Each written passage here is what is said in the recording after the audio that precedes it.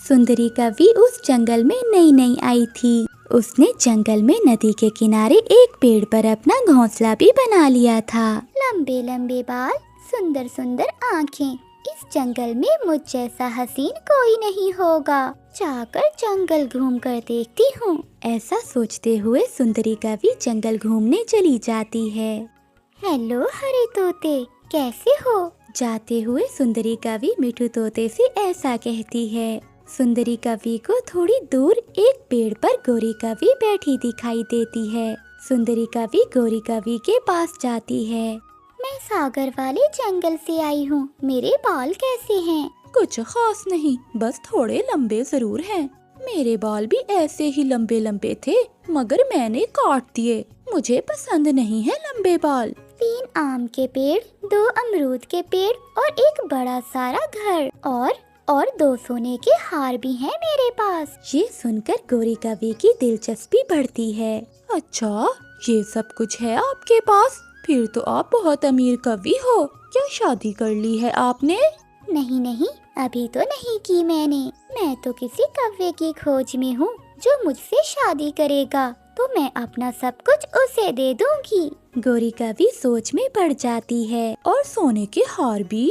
तो और क्या, सोने का हार बेचकर मेरा पति कोई व्यापार कर लेगा। मेरी नजर में एक कौवा है, अगर तुम कहो तो मैं बात करूं उससे। नहीं, ऐसे नहीं, मैं पहले उस कव्वे से मिलना चाहूँगी। आप उस कव्वे को इसी पेड़ पर ले आना। मैं मिलना चाहती हूँ शादी से पहले उस कव्वे से। सुंदरी के जाते ही गोरी कवि जल्दी से घर भागती है। कालू कौवा घर में सोया हुआ था। कालू उठो, हर समय सोए ही रहते हो। क्या हुआ गोरी?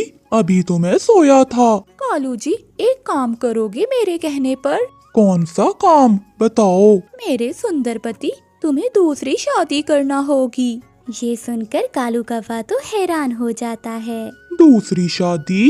गोरी, ये तुम क्या कह रही हो? क्या तुम्हारा दिमाग तो खराब नहीं हो गया? तुम्हारा पेट तो मुझसे भरा नहीं जाता, मैं उस कवि का कैसे भरूंगा? वो बहुत अमीर कवि है। कालू जी प्लीज, अगर तुम उससे शादी कर लो तो मुझे 2-2 सोने के हार मिल सकते हैं। सोच लो पहले, बाद में मुझे ना कहना। कालू जी, मैंने सोच समझ के ही फैसला किया है। दूसरे दिन गोरी कवि अपने पति कालू को साथ लेकर सुंदरी कवि के पास जाती है। सहेली, क्या यही है वो कौवा? हाँ हाँ सहेली, यही है वो कौवा जिससे मैंने तुम्हारी शादी की बात की है। मगर ये तो बूढ़ा कौवा है। कोई बात नहीं, चलेगा, मैं करूँगी शादी। इसी बूढ़े कौवे से करूँगी मैं शादी। ये सुनकर कालू कौवा तो खुशी से उछलने लगता है। अभी मेरी उम्र 80 साल तो है, मैं बूढ़ा नहीं हूँ। बात याद है ना सुंदरी, वो सोने के हार वाली? हाँ हाँ गोरी, मुझे सब याद है। फिर गोरी कवि अपने ही हाथों से अपने पति की शादी सुंदरी कवि से कर देती है। सुंदरी, क्या अब चले तुम्हारे बड़े घर में? नहीं नहीं, अभी नहीं, अभी तो 2-4 दिन में अपने पति के घर ही रहूंगी। ऐसे तो जमाने वाले बातें करेंगे। पति जी चलें। कालू कौवा सुंदरी कवि को लेकर अपने घर चला जाता है और थोड़ी ही देर बाद गोरी कवि भी आ जाती है। तुम यहाँ क्या करने आई हो? अब गोरी कवि कैसे बताती कि वो तो कालू कौवे की पत्नी है। गोरी कवि चुप थी और कालू कौवा बोलता है। ये तो मेरी नौकरानी है। छी छी, नौकरानी? काली कवि, तुमने मुझे ये पहले क्यों नहीं बताया कि तुम नौकरानी हो? मैं इतने गरीब पक्षियों से बात नहीं करती। तुम जाओ, भाग जाओ यहाँ से। अब तुम यहाँ से जाती हो या तो लगाऊं मैं तुम्हारे? मालिक जी, थोड़ी देर बाहर आकर मेरी बात सुने। फिर कालू कौवा घर के बाहर आ जाता है। कालू जी, अब ऐसा ना हो कि तुम सच में इस बांदरी को अपनी पत्नी बना लो। इससे वो 2 सोने के हार मंगवाओ और भगा दो यहाँ से। मगर मुझे कल तक का तो समय दो, ये तो सब तुम्हारी ही प्लानिंग है, मेरा तो कोई दोष नहीं। गोरी कवि चली जाती है। पति जी, एक सच बताना है आपको। बताओ बताओ सुंदरी, क्या बात है? पति जी, मेरे पास आपको देने के लिए कुछ नहीं है। मैंने तो आपकी नौकरानी से झूठ बोला था। मेरी तो शादी नहीं हो रही थी। अगर तुम्हारी उम्र 80 साल है तो मेरी 90 साल। इसलिए मैंने सोने के हार वाला झूठ बोला था। मेरे पास तो अपना घर भी नहीं है। क्या? ये तुम क्या कह रही हो सुंदरी? हाँ पति जी, मैं ये सब सच कह रही हूँ। तो फिर एक सच मैं भी तुम्हें बताना चाहता हूँ। गौरी मेरी नौकरानी नहीं बल्कि मेरी पत्नी है। उसने मेरी शादी तुमसे सोने का हार लेने की लालच में की थी। क्या? हाँ। कालू कौवा बहुत खुश था। उसकी पहली पत्नी को सोने का हार मिले या ना मिले, मगर कालू कौवे को तो दूसरी पत्नी मिल गई थी। कभी मैं कभी काले रंग की मैं कभी काए काए करती जाऊं, भोजन चोरी करती जाऊं। मैं कभी काले रंग की मैं कभी। गोरी कभी बैठी हुई ऐसे गुनगुना रही थी जब मिठू तोता वहाँ से गुजरता है। तोते, कहाँ जा रहे हो? मैं कबूतर की दुकान से दूध लेने जा रहा हूँ। मेरी बहन आ रही है आज मेरे घर। मैं अपनी बहन के लिए अच्छे अच्छे पकवान बना रहा हूँ। अच्छा, बताओ तो क्या क्या बनाना है? मटर पनीर, आलू गोभी की सब्जी और आलू वाले चावल बनाने हैं। बहुत सेवा करूँगा मैं अपनी बहन की। ऐसा कहता हुआ मिठू तोता आगे बढ़ता है। अच्छा, मोटी चोंच वाले, मैं भी तो तेरी बहन की तरह हूँ। आज तो तू मेरी दावत करेगा। फिर गोरी कभी वहाँ से तोते के घर जाती है। वो इधर उधर देखकर तोते के घर चली जाती है। तरह तरह के खाने देखकर गोरी कभी के तो मुंह में पानी आ रहा था। वो बगैर सोचे पालक पनीर खा लेती है। गोरी कभी पालक पनीर की हंडिया खत्म कर देती है। तभी गोरी को बाहर से कुछ आवाज आती है। तोता और चिड़िया बाहर खड़े थे। चिड़िया चिड़िया, मैं दूध ले आया हूँ। अब तुम मुझे चावल की खीर बना दो। मेरी बहन को चावल की खीर बहुत पसंद है। गोरी कभी उन दोनों की आवाज सुनकर अलमारी के पीछे छुप जाती है। मिठू तोता और रानू चिड़िया घर में आ जाते हैं। चिड़िया, तुम खीर बनाना शुरू करो, मैं आग जलाता हूँ। फिर चिड़िया खीर बनाना शुरू करती है। तोते भैया, वो गोरी कभी तो नहीं मिली कहीं? जब मैं दूध लेने जा रहा था तो वो मुझे रास्ते में मिली थी। जब मैंने उसे बताया कि मेरी बहन आ रही है, सुनकर जल गई। हाँ मिठू भैया, जैसे वो ऊपर से काली है ऐसे ही उसकी सोच भी काली है। गोरी कभी अलमारी के पीछे सब सुन रही थी। चिड़िया चिड़िया, ये क्या हुआ? मैंने अभी थोड़ी देर पहले पालक पनीर बना कर रखी थी, वो कहाँ गई? तोते भैया जल्दी से गोरी के घर जाएं, वही चुरा कर ले गई होगी। मिठू तोता जल्दी से गोरी के घर जाता है। गोरी गोरी, कहाँ हो तुम? जल्दी से बाहर आओ। तोते तोते, क्यों शोर मचा रहे हो? क्या बात है? तुम्हारी पत्नी मेरे घर से पालक पनीर चुरा कर लाई है। वो तो सुबह से बाहर गई हुई है और अभी तक लौट कर नहीं आई। मुझे क्या मालूम कि वो कहाँ है। चिड़िया का ध्यान दूसरी तरफ था। गोरी कभी अलमारी से निकलकर आहिस्ता आहिस्ता दरवाजे की तरफ जाती है। चिड़िया अचानक से गोरी को देखकर डर जाती है। अरे गोरी, तुम यहाँ क्या कर रही हो? तभी मिठू तोता भी वहाँ आ जाता है। पकड़ ली तोते, ये गोरी कभी तो अलमारी के पीछे छुपी हुई थी। चिड़िया, मुझे जाने दो, ये तोता मुझे बहुत मारेगा। प्लीज मुझे जाने दो। मैं भी कहूँ, मेरा पालक पनीर किसने खाया है? देखता हूँ तुझे। मिठू तोता डंडे से गोरी कभी की खूब पिटाई करता है। बचाओ बचाओ, कालू मुझे बचाओ। अरे, ये तो गोरी की आवाज है। कौन पीट रहा है मेरी पत्नी को? फिर कालू कौवा आवाज के पीछे पीछे तोते के घर पहुंच जाता है। कालू जी, इस तोते के बच्चे ने बहुत मारा है, मुझे बहुत मारा है। बताओ, फिर चोरी करोगी मेरे घर में? मोटी चोंच वाले, तेरी इतनी हिम्मत कि तू मेरी पत्नी को मारे? कौवे भैया, जब गोरी दूसरों के घरों में चोरियां करेगी तो ऐसे ही पिटेगी। निकल जाओ मेरे घर से तुम दोनों। देख लूंगा मैं तुम्हें। कालू, इसकी मोटी चोंच ही तोड़ देना। फिर कौवा और कौवी दोनों वहाँ से गुस्से में चले जाते हैं।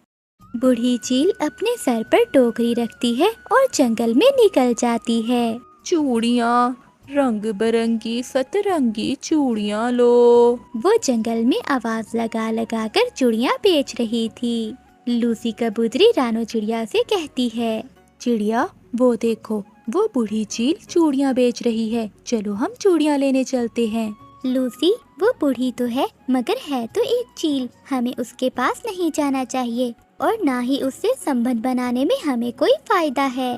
चूड़ियाँ तो मेरी भी टूट गई हैं, मैं चील से चूड़ियाँ ले लेती हूँ।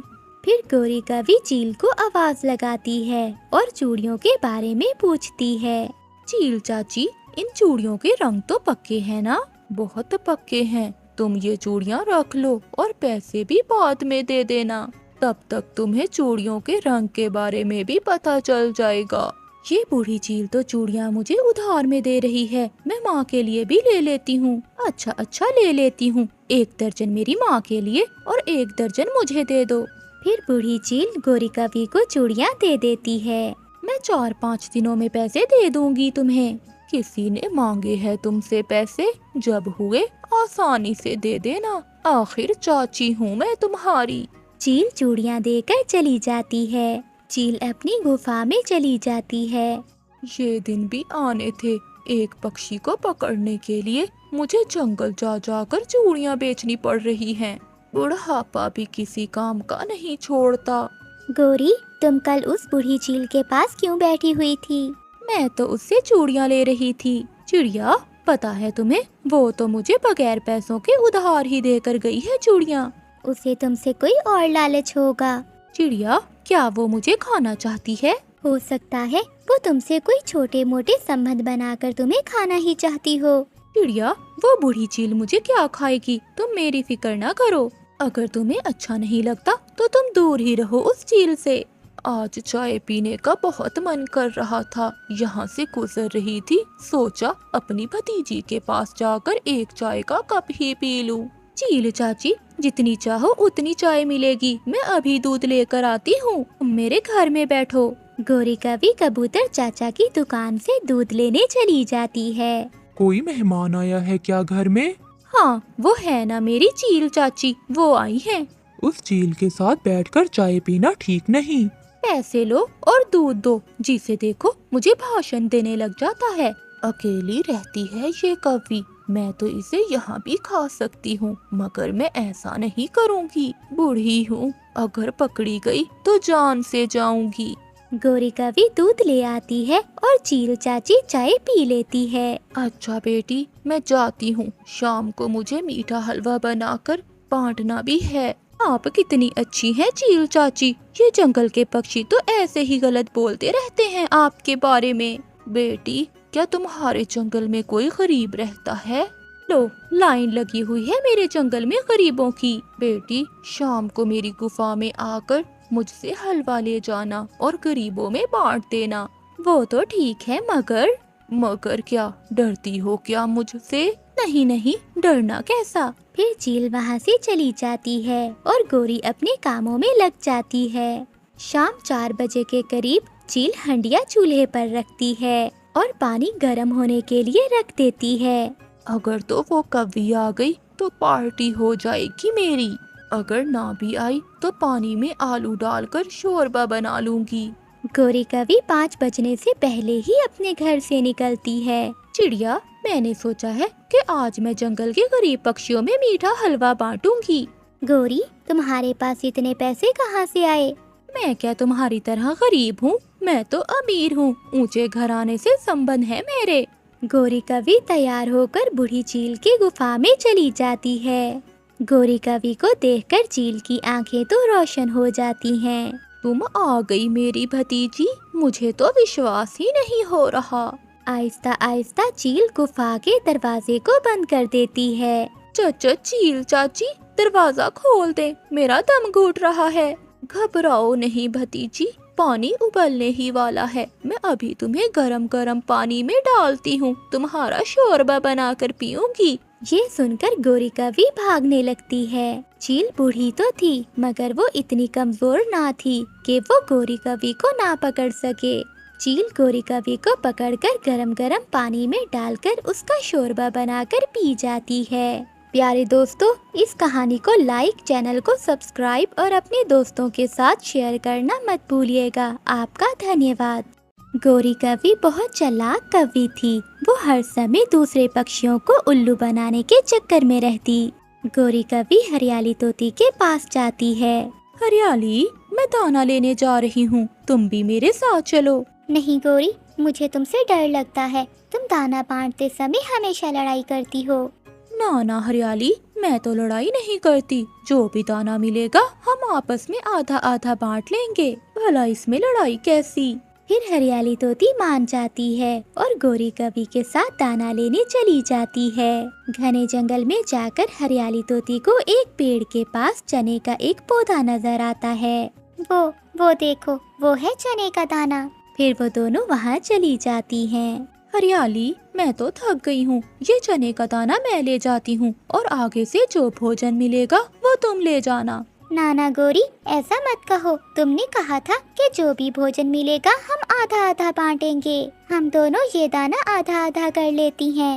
हरियाली, हो सकता है तुम्हें आगे कोई मीठा फल मिल जाए, मैं तो ये दाना लेकर जा रही हूँ। फिर गौरी कवि चने का दाना उठाकर वहाँ से चली जाती है।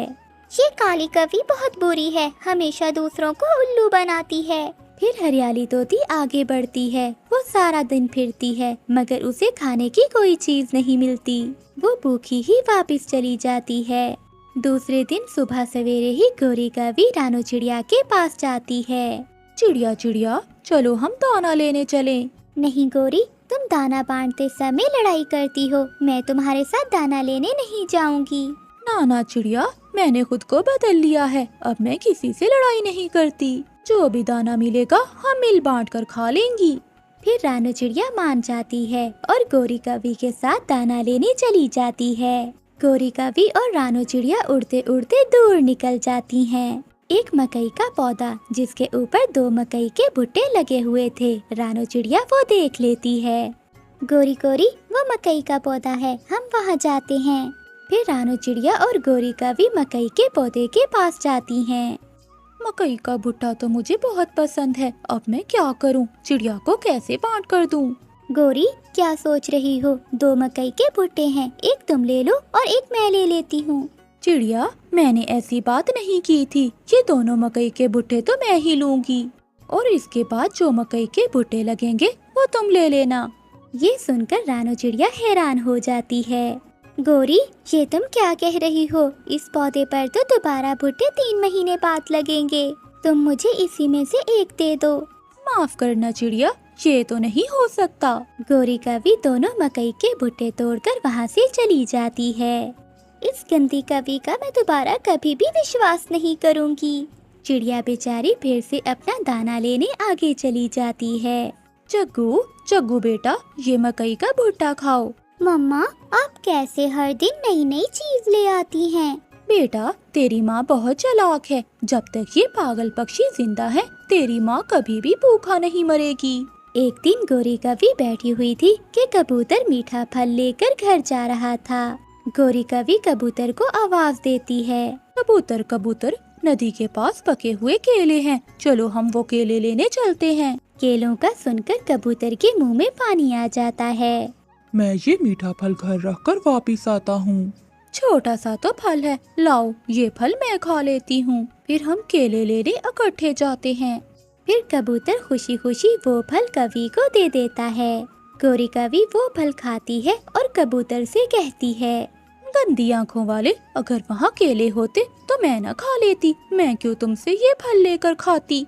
फिर गौरी वहाँ से उड़ जाती है और कबूतर गौरी को जाता हुआ देखता रह जाता है। मगर अब सारे पक्षी गौरी से बहुत तंग आ चुके थे। एक दिन जंगल के सारे पक्षी बड़े पेड़ के नीचे इकट्ठे होते हैं। कोई भी पक्षी अब गौरी के साथ भोजन लेने नहीं जाएगा। वो हम सबको पागल समझती है, सुन लो, सब सुन लो। उस दिन के बाद कोई भी पक्षी गौरी कवि के साथ नहीं जाता। गौरी को तो भोजन ढूंढना आता ही नहीं था, इसलिए उसे भोजन ना मिलता। कबूतर कबूतर मेरे भाई, मेरे साथ आ जाओ, दाना लेने चलते हैं। ना, मैं नहीं जा सकता, तुम धोखेबाज हो। तोते तोते मेरे भाई, आ जाओ, दाना लेने चलें। मगर तोता वहाँ से उड़ जाता है। ऐसे कोई भी पक्षी गौरी कवि को मुंह नहीं लगाता और गौरी कवि को अपनी गलती का एहसास होता है। प्यारे दोस्तों, इस कहानी को लाइक, चैनल को सब्सक्राइब और अपने दोस्तों के साथ शेयर करना मत भूलिएगा। आपका धन्यवाद। गौरी कवि और कालू कव्वे का एक बेटा था। वो उनकी इकलौती संतान था। वो दोनों अपने बेटे का बहुत ख्याल करते थे। अब उनका बेटा जवान हो गया था और वो अपने बेटे की शादी कर देते हैं। उनकी बहू बहुत अच्छी कवि थी। वो अपनी सास और ससुर की बहुत अच्छी सेवा करती थी। गौरी, ऊपर वाले का लाख लाख शुक्र है कि उसने हमें इतनी अच्छी बहू दे दी। हमारी बहू हमारा कितना ख्याल रखती है। हमें बहू के रूप में एक बेटी मिली है। हाँ कालू जी, अब तो मेरी यही प्रार्थना है कि हमें पोता पोती की सूरत में कोई खुशी मिल जाए। हमारे घर में भी छोटे से बच्चे की किलकारियाँ गूंजें। वो दोनों पति पत्नी ऐसे बातें कर रहे थे कि उनका बेटा और बहू भी आ जाती हैं। आ गए मेरे बच्चे नदी से पानी पीकर। हाँ जी मम्मा, आ गए। ये लीजिए सासू माँ, ये मीठे मीठे अंगूर खाइए, ये मैं आपके लिए लेकर आई हूँ। जीती रहो बहू। जग्गू, मैं तो कहती हूँ तुम मेरी बहू को कुछ दिनों शहर वाले जंगल में ले जाओ और मेरी बहू को घुमा फिरा आओ। मगर सासू माँ, हम आपको अकेले छोड़कर नहीं जा सकते। बहू, हम अकेले थोड़ी हैं। हम दोनों एक दूसरे के साथ हैं ना। अच्छी बात है। मैं भी तुम्हारी सासू माँ के साथ कुछ दिन अकेले बिता लूंगा। कालू जी, आप भी ना कुछ बच्चों का ही ख्याल कर लिया करें। पिंकी बेटी, तुम जाओ शहर वाले जंगल और वहाँ किसी अच्छे से डॉक्टर से अपना चेकअप भी करवा लेना। हम चाहते हैं कि हम अपने पोता पोती के साथ खेलें। फिर गौरी कवि अपनी बहू और बेटे को शहर वाले जंगल सैर करने के लिए भेज देती है। फिर कुछ दिनों बाद शहर वाले जंगल में घूम फिर कर वो दोनों वापिस आ जाते हैं। एक दिन पिंकी कवि काम कर रही थी कि उसे चक्कर आता है। गौरी कवि भी पास में ही थी। क्या हुआ बहू? माँ जी, कुछ नहीं, बस चक्कर आ गया था। मुझे लगता है कि मैं दादी बनने वाली हूँ। इस दिन का तो मैं कितने दिनों से इंतजार कर रही थी। बस अब तुम काम नहीं करोगी। चलो मैं तुम्हें बुलबुल डॉक्टर के पास लेकर चलती हूँ। अभी वो दोनों ये बात ही कर रहे थे कि कालू कौवा और जग्गू कौवा भी आ जाता है। कहाँ जा रही हो तुम दोनों? कालू जी, मैं अपनी बहू को बुलबुल डॉक्टर के पास लेकर जा रही हूँ। मुझे लगता है कि ऊपर वाले ने हमारी सुन ली है। आप दादा और मैं दादी बनने वाली हूँ। सच गौरी, जाओ जल्दी से जाओ। फिर गौरी कवि अपनी बहू को साथ लेकर बुलबुल के पास चली जाती है। बुलबुल डॉक्टर, जल्दी से मेरी बहू का चेकअप करें। क्या मेरी बहू माँ बनने वाली है? इसे चक्कर आ रहे हैं। फिर बुलबुल डॉक्टर पिंकी कवि का चेकअप करती है। बुलबुल डॉक्टर, मेरी बहू माँ बनने वाली है ना? गौरी, आपकी बहू को थोड़ी कमजोरी है, बस इसीलिए चक्कर आ गए थे। ये प्रेग्नेंट नहीं है, बल्कि आपके लिए एक बुरी खबर है। आपकी बहू कभी माँ नहीं बन सकती। क्या? ये आप क्या कह रही हैं? फिर गौरी कवि को चक्कर आता है और वो गिर जाती है। सासू माँ, क्या हुआ आपको? जब बुलबुल डॉक्टर गौरी कवि का चेकअप करती है तो वो बहुत हैरान हो जाती है।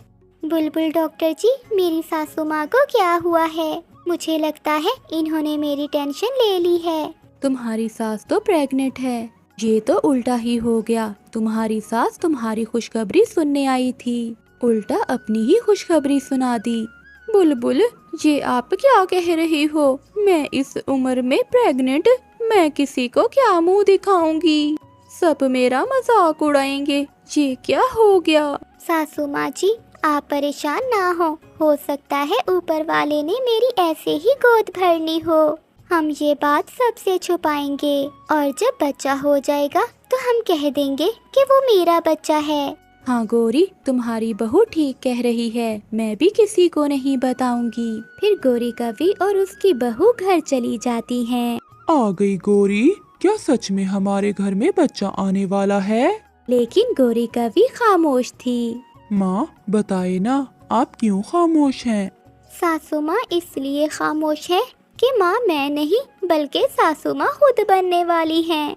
जग्गू कौवा ये सुनते ही शर्म का मारा वहाँ से भाग जाता है। गौरी, क्या सच में ऐसा है? अगर ऐसा है तो हम दूसरे पक्षियों का सामना कैसे करेंगे? फिर पिंकी कौवी अपने ससुर को सारी बात समझाती है और कालू कौवा खामोश हो जाता है। फिर कुछ समय बाद उनके यहाँ एक प्यारा सा बच्चा आता है और गोरी कौवी सबको यही बताती है कि वो बच्चा उसके बेटे के यहाँ पैदा हुआ है और वो सब हंसी खुशी का जीवन बिताते हैं।